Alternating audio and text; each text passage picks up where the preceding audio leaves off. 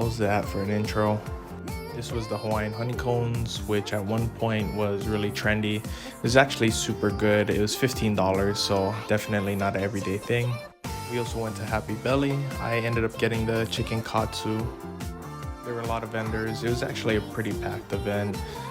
Getting in and out is kind of difficult. And then I ended up looking at this place where they sold $12 banana breads, and the banana bread was humongous. And this is the plate I got from Happy Belly. The chicken katsu itself was okay, but the sauce was actually really good. My girlfriend ended up getting a plate at Soul Grinds, which is a Korean Mexican fusion. It was actually super good. We ended up getting the Soul Grind fries, which was French fries with bulgogi, kimchi, and